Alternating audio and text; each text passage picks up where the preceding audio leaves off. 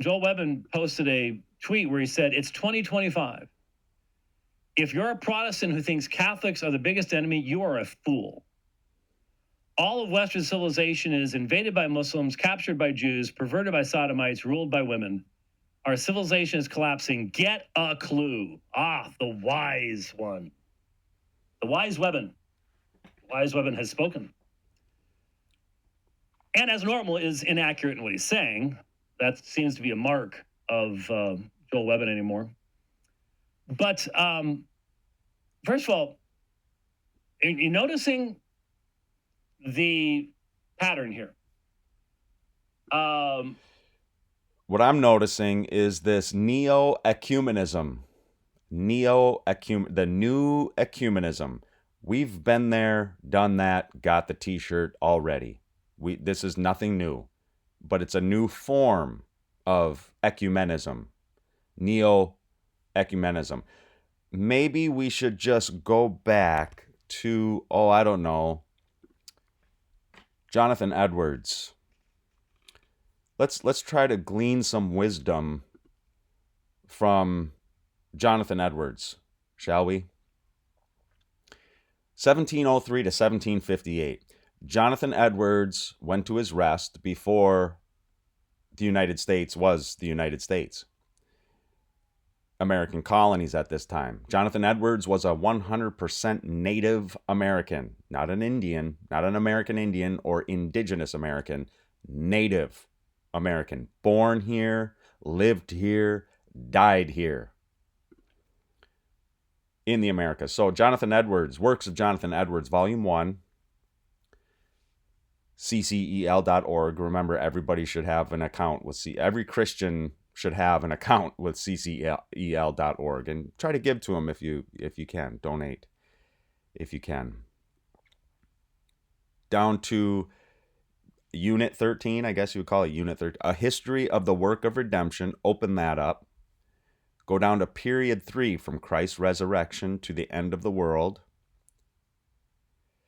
And go down, this is where I'm going to go. Look at this. To the Destruction of Jerusalem, 70 AD. He has a whole section on that.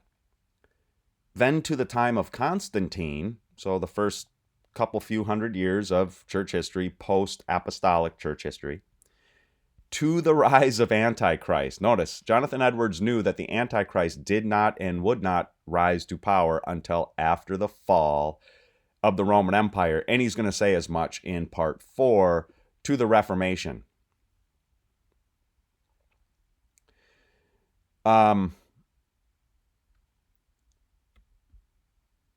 He says, after the fall of the Roman Empire, with the rise of the Antichrist, he says, I come now to the darkest and most dismal day that ever the Christian church saw, and probably the darkest that ever it will see. Maybe, maybe not. From the rise of Antichrist until the Reformation by Luther and others, the true church in this space was for many hundred years in a state of great obscurity, like the woman in the wilderness, referencing Revelation chapter 12, that 1260 years that she would be nourished and fed in the wilderness for 1260 literal years. Day equals year principle. We're going to see that in Jonathan Edwards too. That the wise Webbon and all the high partial preterists are blind Kenneth L. Gentry before Jerusalem fell and his nonsense theories. The woman in the wilderness was almost hid from sight and observation. During this time, the great machinations and works of Satan against the kingdom of Christ, making war against the saints and prevailing against them, the little horn of Daniel 7 says. Making war against the saints and conquering them, Revelation chapter 13, verses 1 through 10 says. The Antichrist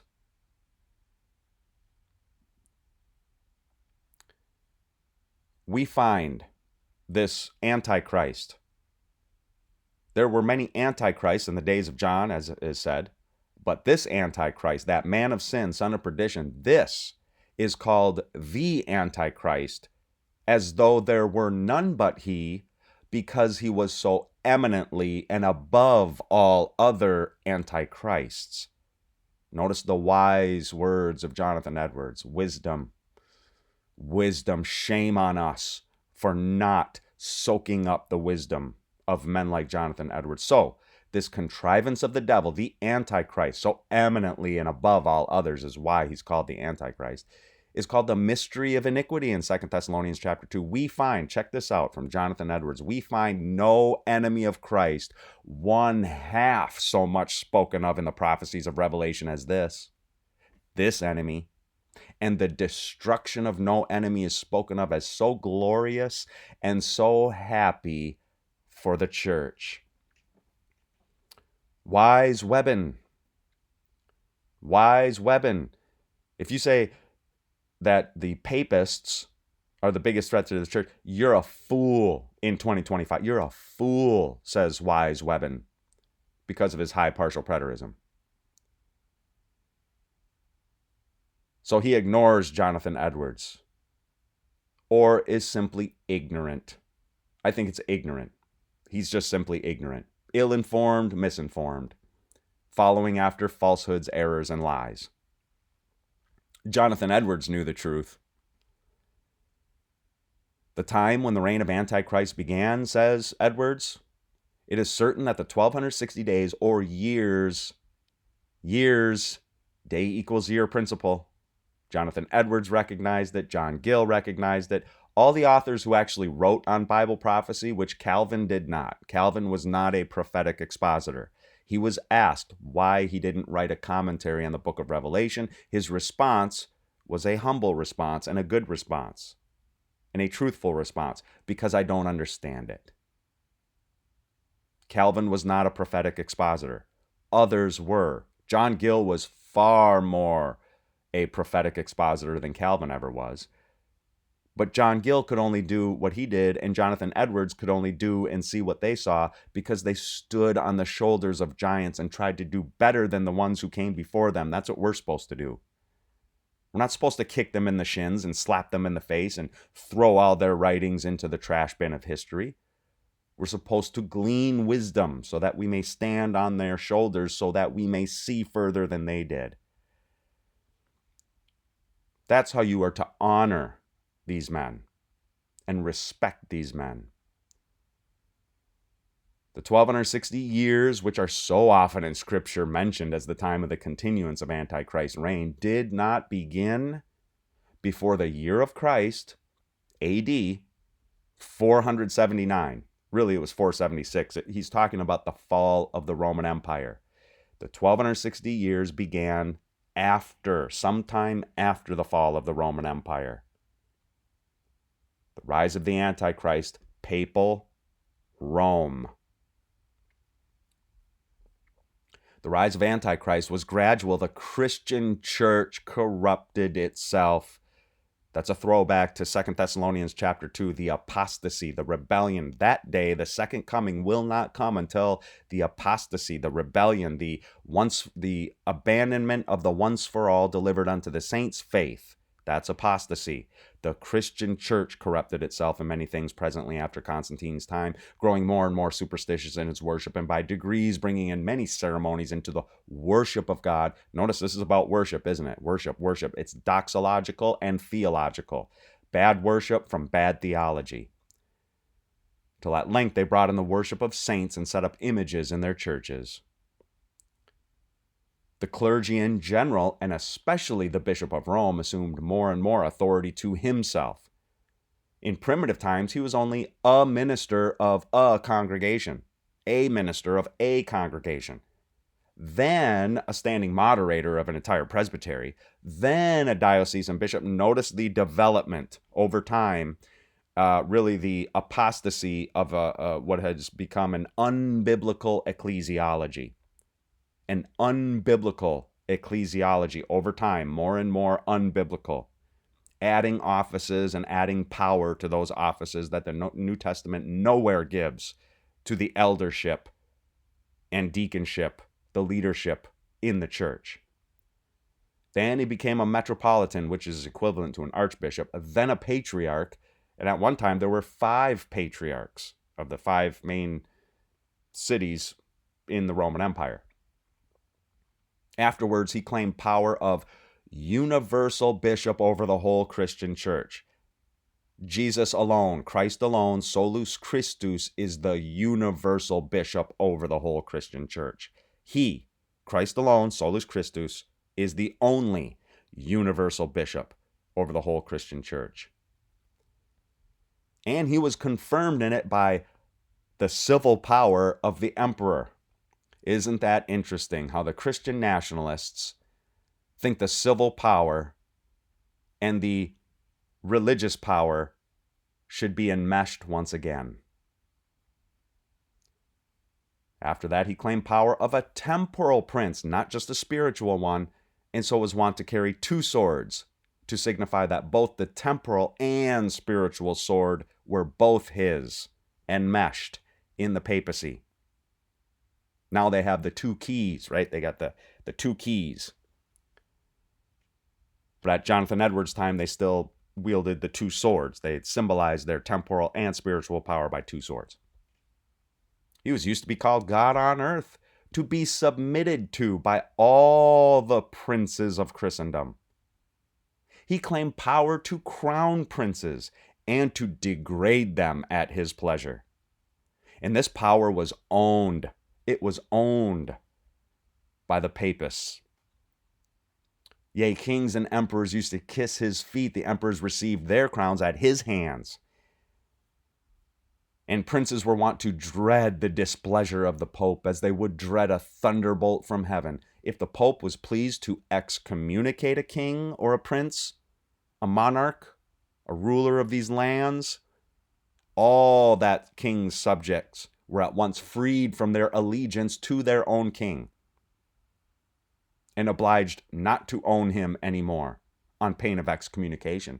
And not only so, but any man might even kill their own prince, their own king, wherever he found him. Further, the Pope was believed to have power to damn men at pleasure, for whoever died under the Pope's excommunication was looked upon, comprehended in their mind. This is the little horn making war against the saints and prevailing against them. The sea beast, Revelation 13, 1-10, making war against the saints and conquering them.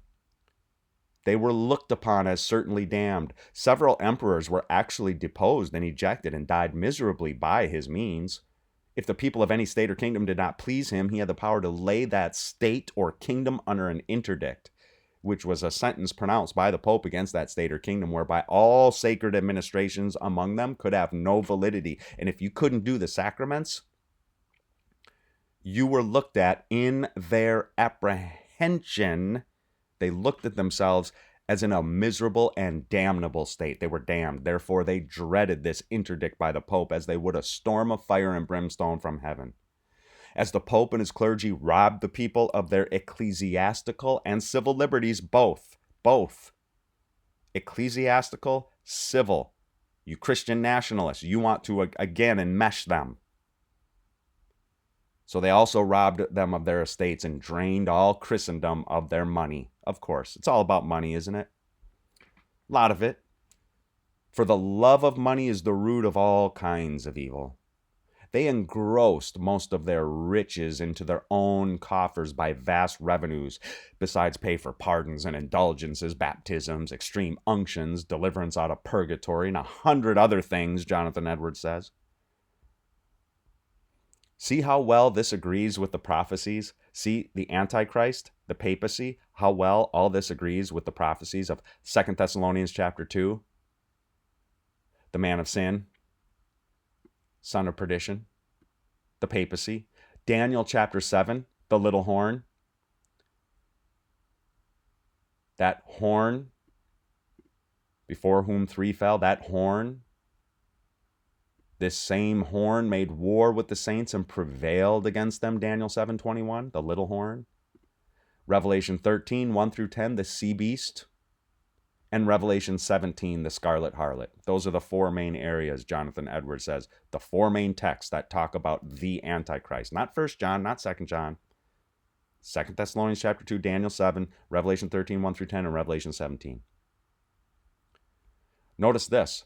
During this time, superstition and ignorance more and more prevailed. Hosea chapter 4, verse 6, God says, my people are destroyed for lack of knowledge.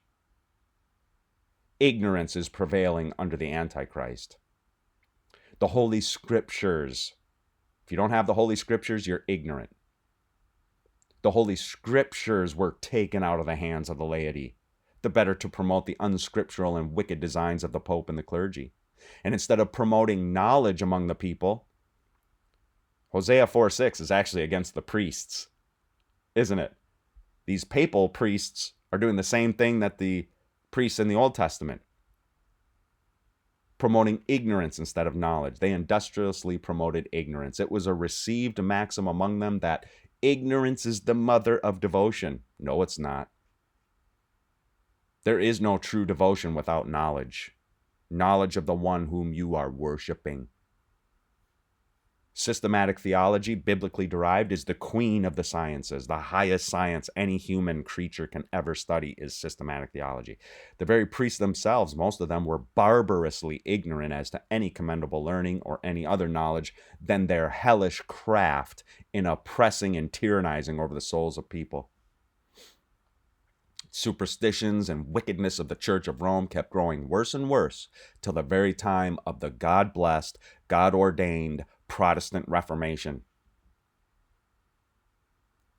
And the whole Christian world were led away into this great defection, accepting the remains of the Christian Church in the Eastern Empire that had not been utterly overthrown by the Turks. So, Wise Webbon. Wise Webbon. What did he say? What did he say? Let me go back a little bit here.